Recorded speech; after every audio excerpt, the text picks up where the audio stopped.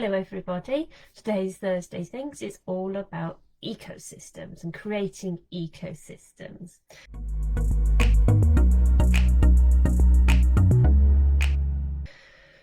So those of you who haven't been here before, hello, my name's Marianne and I'm the creator of Naturally Willa, which is a source of information to help you to heal your horse, mind, body and soul naturally. Now, as I mentioned, today is all about creating ecosystems. Now, what do I mean by that? Well, the definition of an ecosystem is a biological community of interacting organisms and their physical environment. So it means creating a mini system within a certain sphere, such as the water troughs or the stables or something like that, that does something. So in my case, that means putting fish in water troughs or encouraging swallows into the stables. But why do I do that? Why not just have, I don't know, liquids to put in the water troughs to keep the water clear? Why not put liquids in the water or fly spray on the horse to keep the flies away?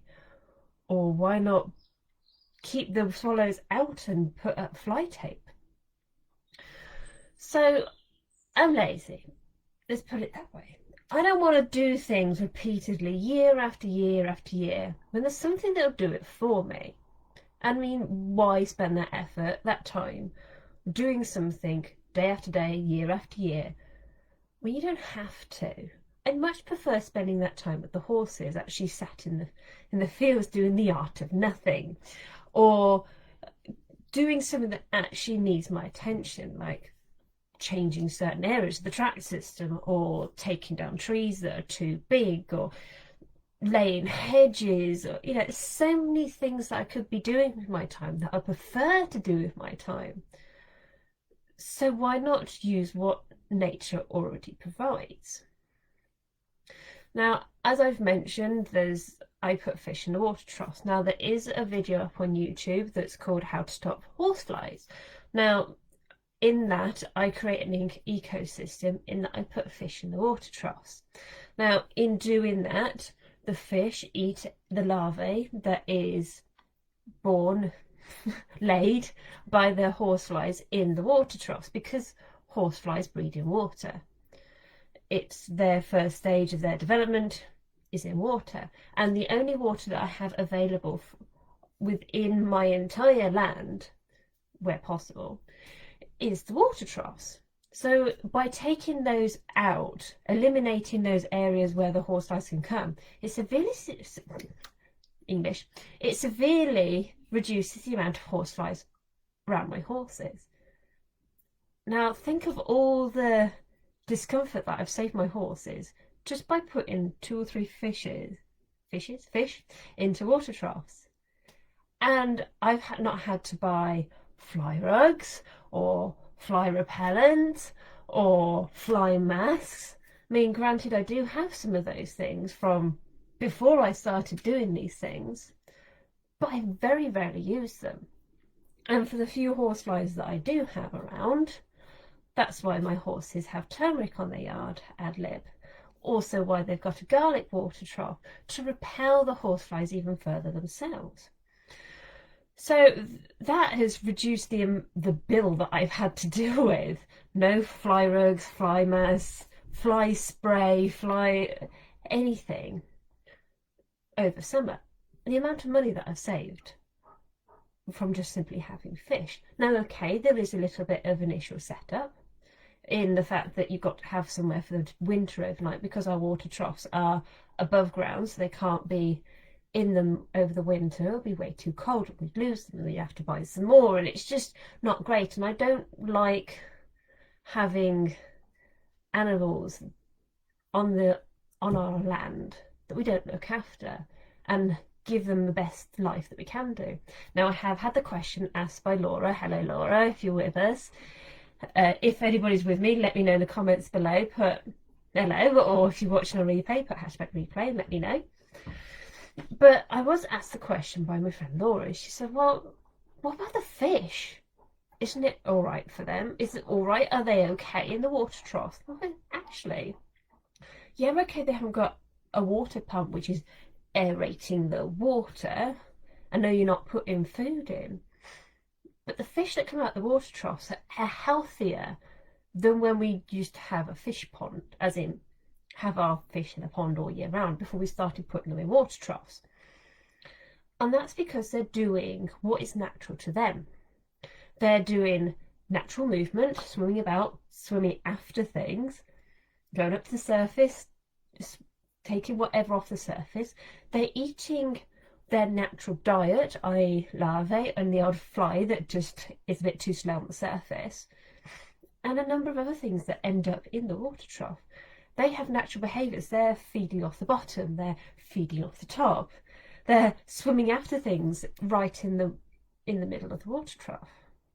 So they're really, really healthy. And yes, okay, they haven't got it aerated, but it naturally aerates when it rains. It naturally aerates when the horses drink the water, because they inevitably blow some water in first and then they dribble, and it just adds to the oxygen.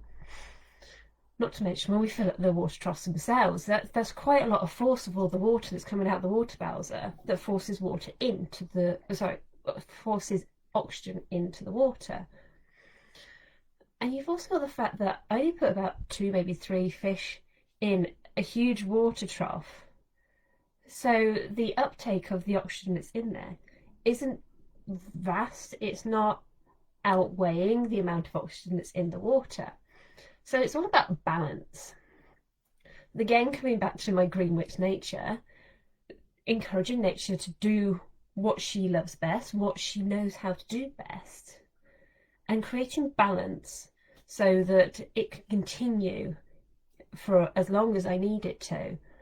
And that's absolutely amazing. The amount of time that it's saved me, the amount of money that it's saved me, the amount of worry, not to mention the amount of irritation myself, because I don't like horsefly bites. They're ouchy and they're itchy and they stay for frigging ever and they're just so annoying. So that's one ecosystem that I really, really enjoy. Now, the other one that I haven't done a video about, but is on its way to you at some point in the next month or two, is swallows. Now, I know some people find them pests, but I don't. Absolutely love them.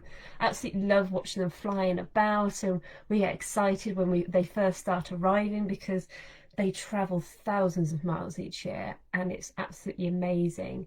And when our first one arrived, I think it was about April time, he just pitched up on his own for about 4 weeks and like, oh, where are the rest of your friends, buddy? But he pitched up and we were so excited, and then we knew when the rest, or not the rest, but some more pitched up because it was so noisy outside, because they're like, hiya, where you been? Okay. I just sat there and listened to them. Their song is just so lovely. So the swallows are creating an ecosystem as well, because they eat thousands and thousands of flies and gnats and all sorts of things, all the annoying things that we don't want around our horses, all the things that we try to encourage away from our horses with fly rugs, fly sprays, and everything else.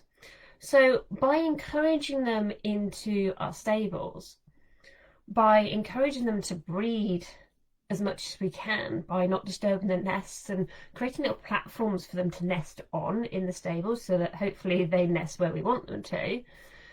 And by where we want them to, I mean, we did have one year where they nested on the house, and it was a bit dangerous where it was, and we thought that's not great, especially if your babies get a little bit rambunctious and one gets booted out. That's a really long way to fall. Whereas if they fall out of the roof of the stables, they generally are okay by the time they plop themselves on the floor, and I just grab some gloves and get up on my ladder and chuck them back up. And that's been fine as a rhythm. So a standard mated pair eats, I think it's about 60 odd thousand flies and gnats. And then when you add in that they're also feeding babies and they've got chicks, and there's about 4 in a nest, imagine the amount of flies that they eliminate just for those alone. And then you take into the fact that we've got several breeding pairs that have several nests on the go, one after the other, or it appears that way. How many flies, gnats, horse flies, midges have they taken out of our land to be able to survive, not only survive and recover from their journey, but prepare for the journey ahead of them as they go back for the winter back to Africa, but also to bring up a family. So, in encouraging them here into our stables, we encourage the ecosystem, the natural ecosystem that provides for the swallows, that the swallows then do to eliminate the flies, which makes my herd's lives happier, easier, more comfortable, my life more comfortable, because I don't want to be putting up a hay net with a zzz going on my ear or round my eyes or behind my glasses and just, oh, so irritating. But since encouraging them to be with us and doing all we can to keep them with us, and it's been absolutely amazing. The amount of less flies that we've had to deal with has been it's absolutely amazing. So between the fish, the swallows, and also the natural fly repellent that we got on the yard, the turmeric and the garlic, my herd has had a brilliant summer. It's been absolutely amazing. It means I've had to then concentrate on Egypt's lung issues, which is a totally other subject, which I think I spoke about in my last Thursday things. But it's reduced the irritation to me and my herd. So it means that I am also on a mission now to create more ecosystems. So I've got one field that is too small for the hay to be made on because the equipment doesn't fit through the gates.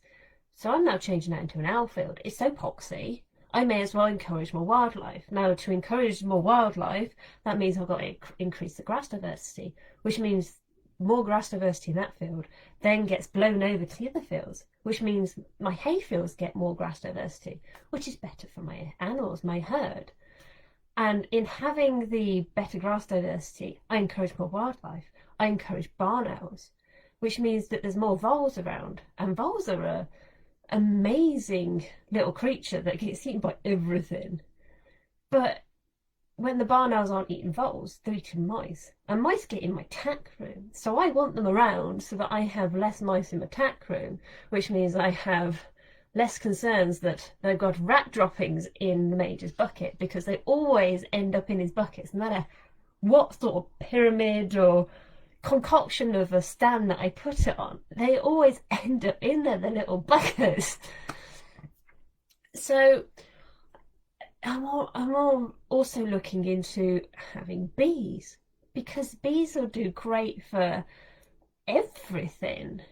I have German chamomile growing in my fields, which is something that wasn't there before I gave my horses German chamomile, and they've inevitably pooped the seeds out and then they've grown. And I want to encourage more German chamomile. I also want the yarrow that's growing around to continue to grow. The mint that I've got going, I want that to continue to grow and to spread in the right way. Mint needs to spread in the right way, but stay with me.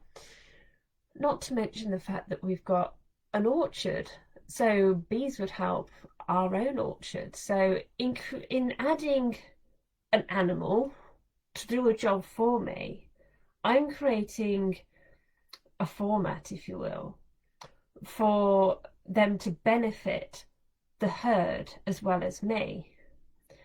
So I have less to deal with, which means I can spend more time, more money on my herd where I believe it should be. So creating your ecosystem is something that I find is so beneficial to not only the land but the horses and us as well.